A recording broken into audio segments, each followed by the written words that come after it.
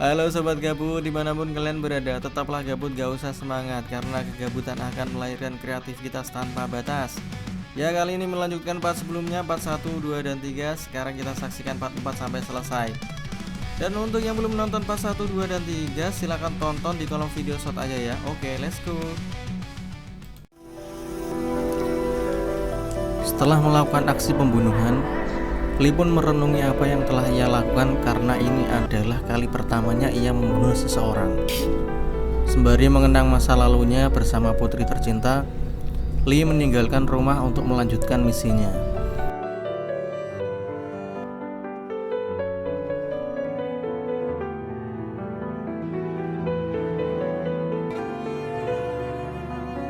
Berbekal sebuah foto dan HP milik Tian Xiao dan petunjuk-petunjuk yang ada di markas mereka, Lee pun menuju ke suatu daerah di dekat pegunungan.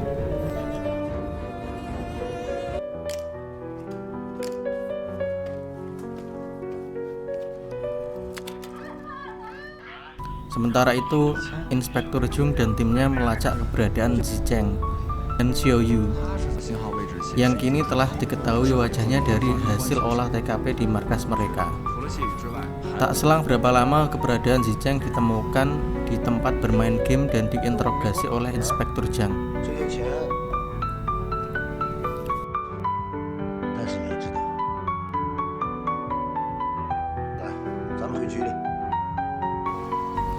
Selanjutnya adegan berpindah kepada Lee yang telah sampai di suatu daerah.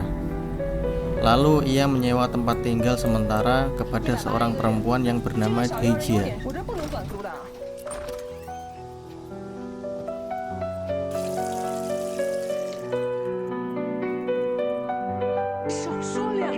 Kemudian setelah orang tua Zicheng dipanggil pihak kepolisian, dia bertengkar dengan kedua orang tuanya. Lalu scene berpindah di kantor kepolisian di mana kedua orang tua Si Yu dipanggil untuk dimintai keterangan. Namun sikap ayah Si Yu yang menyepelekan kasus ini karena merasa ia orang kaya, Inspektur Jung pun menjelaskan situasi yang dialami Si Yu saat ini. Akhirnya orang tuanya pun pulang. Namun seorang pria hendak mengajar ayah Si Yu karena tak terima putrinya juga adalah salah satu korban dari Si Yu. Suasana berhasil dikendalikan dengan datangnya Inspektur Jung.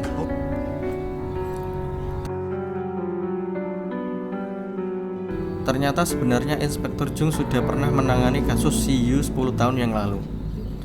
Namun ia tidak dapat dipidana karena di bawah umur. Setelah seharian berkeliling, Lee tak kunjung mendapatkan petunjuk. Setelah Lee sampai di rumah sementaranya, Lee memeriksa file video yang berhasil ia ambil dari markas Tian Xiao sebelumnya. Ia menemukan sebuah petunjuk dari stiker yang tertempel di motor mereka, bertuliskan nama suatu bengkel. Di keesokan harinya, Lee pun mendatangi tempat itu. Saat Lee bertanya tentang keberadaan Xiao Yu, orang itu enggan memberikan informasi. Lee yang diselimuti dendam tak menghiraukan mereka lalu masuk memeriksa ke dalam. Tak tinggal diam, dua orang tersebut langsung menyerang Lee.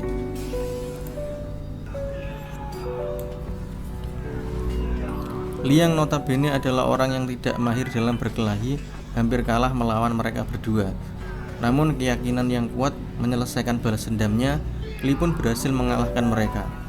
Setelah membalikan keadaan dan berhasil merampas senapan dari salah seorang penjahat tersebut, Lee menginterogasi salah satu dari mereka dan akhirnya mendapatkan lokasi di mana keberadaan Xiao Yu.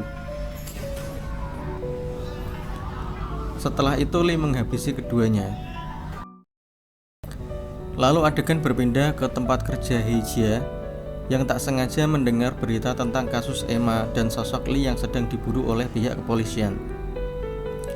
Karena Heijia penasaran apakah Lee benar orang yang sedang dicari polisi, ia memberanikan diri memeriksa kamar Lee dengan kunci cadangan. Ketika ia melihat laptop Lee yang masih menyala, tak sengaja ia melihat kejadian saat Emma dilecehkan oleh Xiao Yu dan Tian Xiao. Beralih ke TKP bengkel yang telah didatangi banyak polisi, terlihat Inspektur Jung yang semakin dilema atas apa yang dilakukan oleh Lee. Sesampainya di rumah, Lee merasa ada seorang yang telah masuk ke kamarnya. Dan benar saja, Hye-jia sudah berada di depan pintu. Namun karena ia merasa iba, ia pun memberi bantuan kepada Lee agar ia bisa menyelesaikan misi balas dendamnya. Kemudian diperlihatkan Inspektur V yang terus mencari petunjuk dan akhirnya menemukan papan nama sebuah hotel terbengkalai milik keluarga Siyu. Sementara itu, Lee juga memeriksa nama tempat yang diberikan oleh penjahat yang ia bunuh di bengkel dengan menggunakan laptopnya. Sesaat ketika Lee hendak menuju ke tempat itu, akhirnya Hye-jia menawarkan bantuan untuk mengantarnya ke lokasi. Namun jalan terhalang oleh tanah longsor dan Lee pun memutuskan berjalan melewati hutan untuk mencapai lokasi tersebut. Polisi yang telah sampai mendahului Lee memeriksa tempat itu dan menemukan seorang gadis yang disekap oleh Siyu.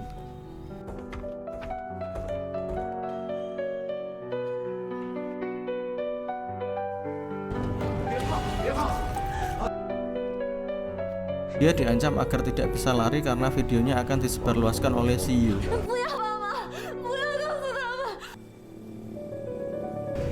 Lee terus berjalan dengan susah payah melewati hutan untuk sampai ke tujuan. Dan sesaat setelah itu diperlihatkan Siyu yang telah tiba di lokasi menelpon gadis itu. Jung memerintahkan untuk mengangkatnya seolah keadaan baik-baik saja. Namun gadis itu terlalu takut kepada Siyu dan menyuruhnya untuk pergi. Melihat Siyu yang akan kabur, Lee pun menembaknya sehingga Siyu terjatuh dari motornya lalu melarikan diri ke hutan.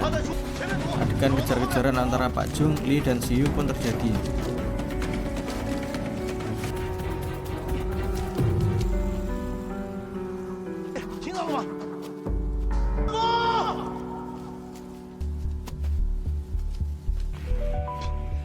Di mana Siyu berhasil lolos namun Lee telah terpojok oleh Pak Jung.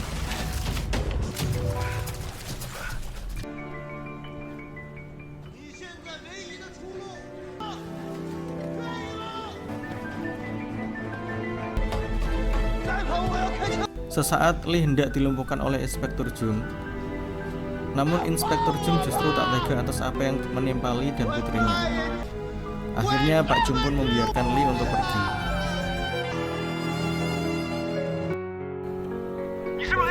Lalu scene diperlihatkan Lao Zicheng yang sedang diarahkan oleh pihak kepolisian untuk melacak keberadaan Siyu seolah tak terjadi apa-apa kepadanya. Kemudian diperlihatkan Lee yang tengah mengaktifkan ponselnya. Hal itu langsung diketahui oleh Pak Jung karena ponsel Lee telah dilacak oleh pihak cyber kepolisian. Kemudian di tengah putusasaannya, Lee tak tahu harus kemana. Namun tiba-tiba ponselnya menerima pesan dari seorang yang menginformasikan tentang keberadaan Siyu yang akan bertemu dengan Lao Zicheng di suatu tempat. Dan yang telah mengirim pesan itu ternyata adalah Inspektur Jung. Namun Lee tak mengetahui bahwa tempat itu telah dikepung oleh pihak kepolisian. Hari H di mana Lao Zicheng akan melaksanakan tugas dari kepolisian untuk menemui Siyu. Namun kali ini Lao Zicheng sangat ketakutan hingga saat Siyu menemuinya, ia sudah tahu kalau Lao Zicheng bekerja sama dengan kepolisian. Sementara pihak kepolisian sedang sibuk mengejar Siyu, Pak Jung ternyata melihat Lee yang bersiap memburu Siyu. Dan akhirnya Pak Jung pun mengejarnya.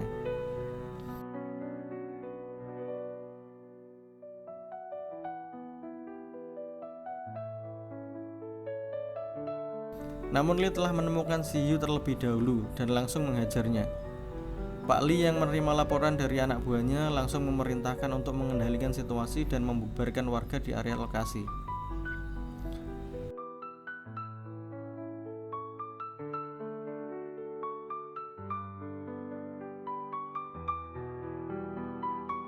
Tampak Lee yang begitu emosional dan ingin mengakhiri pembunuh putrinya. Namun sesaat Inspektur Jung datang untuk menenangkannya. Lalu Lee kembali marah berteriak hendak membunuh Siyu. Hal itu menyebabkan reaksi anggota Inspektur Jung spontan melumpuhkan Lee. Hingga tembakan Lee meleset tak sampai membunuh Siyu. Namun naas bagi Lee yang malah terkena tembakan dari anggota Pak Jung tepat di dada sebelah kiri. Dan akhirnya Lee pun tewas tanpa sempat menyelesaikan misi balas dendam kematian putrinya.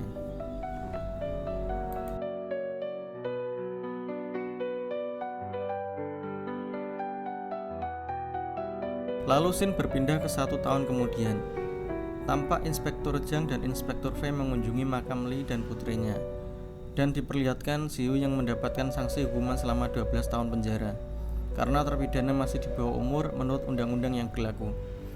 Sementara di akhir scene diceritakan bahwa Lao Zicheng mendapatkan sanksi kedisiplinan oleh komite warga kota dan akan kembali bersekolah karena dia dianggap kooperatif membantu pihak kepolisian dalam menyelesaikan kasus ini.